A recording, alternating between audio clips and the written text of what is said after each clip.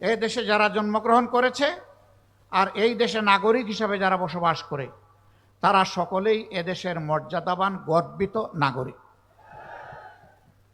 আমাদের দেশ, সরকার, সংবিধান সকলের জন্য সমান অধিকার নিশ্চিত করতে বাধ্য। কোরআন সেই বাধ্যবাধকতার ঘোষণাই দিয়েছে। আল্লাহু ইয়া'মুরুকুম বিল আদলি ওয়াল ইহসান।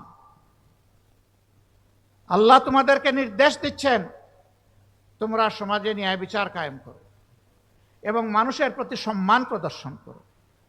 কি চমৎকার! এই নির্দেশ দিয়েছেন আমাদের মাবুদ আল্লাহ রাব্বুল আলামিন।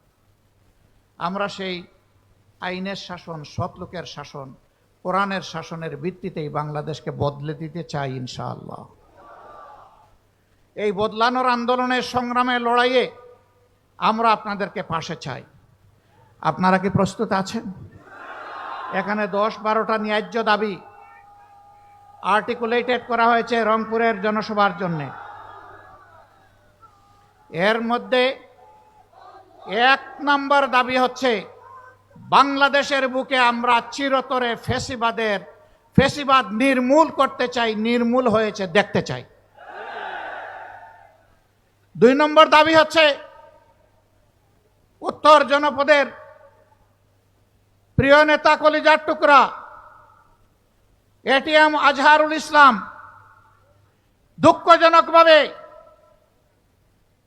ফ্যাসিবাদের হাতে তিনি বন্দী হয়েছিলেন। এখন তিনি বন্দী কেন, জনগণ তা জানতে চায়। কবে তিনি মুক্ত হবেন, জনগণ তা শুনতে চায়। আমরা অনুরোধ করব, তার বিষয় নিয়ে কেউ ধানাই পানাই করবেন না। সসম্মানে আমাদের বুকে ফিরিয়ে দিন। বাকি জীবন অতীতের মতো তাকে জনগণের জন্য কাজ করতে দিন।